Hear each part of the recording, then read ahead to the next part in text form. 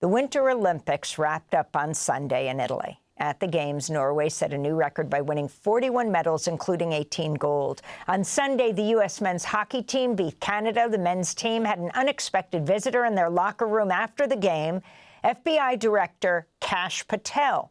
A reporter from ProPublica posted video from inside the locker room showing Patel chugging a beer and partying with the team. Patel, who's an avid hockey fan, had flown to Italy on a government plane, sparking widespread criticism. The FBI had claimed the purpose of Patel's trip was for official business. During the Olympics, there were multiple protests over the Trump administration's decision to send U.S. ICE agents to provide security for the U.S. delegation. We go now to Jules Boykoff, the author of 6 books on the Olympic, including Power Games, A Political History of the Olympics. His new piece for the Globe and Mail is titled, At the Olympics, Politics Has Always Come Before Sports. Boykoff played for the U.S. under-23 men's national soccer team between 1989 and 91. His forthcoming memoir is titled Kicking, and he's speaking to us from Toronto. Jules, we talked to you at the beginning of the Olympics. There's so much to talk about. You say it's all about politics, even as President Trump said, and J.D. Vance said, people should just play and not engage in politics. What struck you about these Olympics that took place in Italy? Well, first off, Amy, the Trump administration has full-on politicized these Olympics. From the very beginning, when J.D. Vance showed up at the opening ceremony and was roundly booed and jeered by the audience, to him using the opportunity to be in Milan as essentially a campaign trip for 2028 election, to what you were just talking about, the remarkable moment of Kash Patel flying to Milan on the taxpayer dime to watch a bunch of hockey games and then whoop it up with the United States hockey team in the locker room afterwards, chugging beers, slamming his hand on the table. But there's also President Donald Trump, who's politicized the games. After all, he punched down on Olympian Hunter Hess, who just was explaining in a pretty nuanced way how he felt like he had mixed feelings about participating in these Olympics at this particular moment. Trump called him a real loser, unleashing a torrent of hate at Mr. Hess, who said this was the most difficult period of his life. You know, so the Trump administration showed everybody. I wanted to play Hunter in his own words, the 27-year-old USA freestyle skier, speaking at a news conference at the Olympics. I think it brings up mixed emotions to represent the U.S. right now, I think. It's a little hard. There's obviously a lot going on that I'm not the biggest fan of, and I think a lot of people aren't. I think for me, it's more I'm representing my friends and family back home, the people that represent it before me, all the things that I believe are good about the U.S. I just think if it aligns with my moral values, I feel like I'm representing it. Just because I'm wearing the flag doesn't mean I represent everything that's going on in the U.S. So yeah, I just kind of want to do it for my friends and my family and the people that support me getting here. That's Hunter Hess. Jules Boykoff, continue. Well, that's significant for a number of reasons. One, when President Trump took to Truth Social to slam Hunter Hess as a real loser, he also mangled that very nuanced message that you just played for us.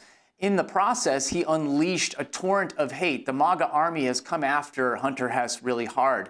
Second, I don't know how any of this fits with the Olympic spirit. I mean, I think it's not too much to say that President Trump wouldn't recognize the Olympic spirit if it came up and kissed him on the cankle. And third, the International Olympic Committee has been utterly silent when it comes to defending Mr. Hess. They just sat around and let him float in the wind. Fortunately, numerous Olympians from around the world spoke up in defense of Mr. Hess. You've got Eileen Gu, the great freestyle skier who represents China, who said that he absolutely has the right to speak out. So did Chloe Kim, the superstar snowboarder from the United States, who said the same thing. You've got a cross-country skier who even went as far as to say what Trump said was childish. And it's not just athletes who are defending Hess. Some of them actually gone on the attack. You've got Kelly Panic, who was a gold medal winner with the U.S. women's hockey team, who explained how she was proud to be from Minnesota, where people were taking to the streets to fight back against ICE, and that she drew inspiration from them. You've got another curler from Minnesota, a guy named Rich Ruohonen, who said, he's also a lawyer, and he said what's happening on the streets of Minnesota is disgusting and illegal, and there's no gray area about it. And so it's been a really interesting moment to have these athletes speaking out. Jules, and it's a tribute to the social movements on the streets. I wanted to go to the U.S. figure skater Amber Glenn, the first openly LGBTQ+ athlete to compete in women's singles figure skating at the Winter Olympics. It's been a hard time for the community overall under this administration. It isn't the first time that we've had to come together as a community and try and fight for our human rights. And now, especially, it's not just affecting the queer community, but many other communities. And I think that we are able to support each other in a way that we didn't have to before, and because of that, it's made us a lot stronger. U.S. figure skater Amber Glenn, Jules. God bless Amber Glenn. I mean, the courage that she has shown in the public sphere in the face of all this vitriol has been remarkable. And thank goodness for the U.S. figure skating team that brought so much joy to these Olympic Games, a joy that contrasts mightily with the hate that's spewing from MAGA-land right now. I also wanted to ask you about the Haitian athletes. Describe what happened to them and their uniforms. Absolutely. So there were some athletes from Haiti that were participating in these Winter Olympics in Milano Cortina. And the designer of their uniforms put a nod to history on those uniforms, and it was the form of a figure of Toussaint Louverture, the revolutionary leader who got rid of slavery in Haiti and also started the first Black Republic in 1804.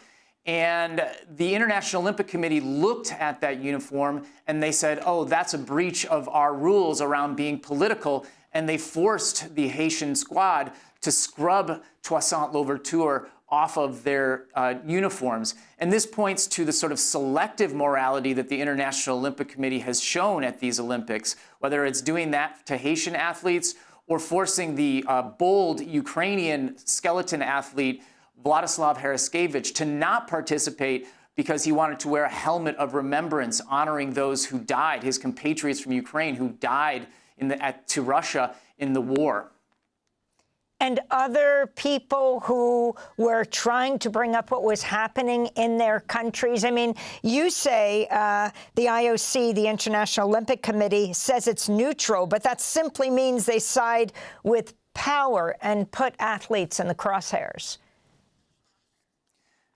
That's absolutely correct. And, you know, Amy, I think it's important to take a moment to look at Vladislav Haraskevich, the skeleton Olympian from Ukraine, who basically sacrificed his ability to compete on the altar of his political beliefs. He showed up in Milan Cortina with a beautiful helmet of remembrance with the images of 24 athletes who'd been killed by Russia in war.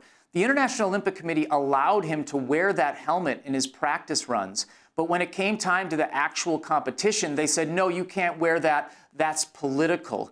And so he decided, Haraskevich, that he wasn't going to race. This is in sharp contrast with what the International Olympic Committee said to him in 2022, when after one of his runs, he held up a placard that said, no war in Ukraine. So at that point, the IOC in 2022 said, oh, that's fine, don't worry about it. But now, 4 years later, they dropped the hammer on him. And, you know, it's been remarkable to see them hide behind this idea of neutrality, as you mentioned. Neutrality, when you're talking about powerful people, neutrality tends to benefit the oppressors. Neutrality tends to benefit those who already have power. I'm confident that history will vindicate Mr. Haraskevich. He has shown the courage to remind us that sometimes the message is a lot more important than the medal.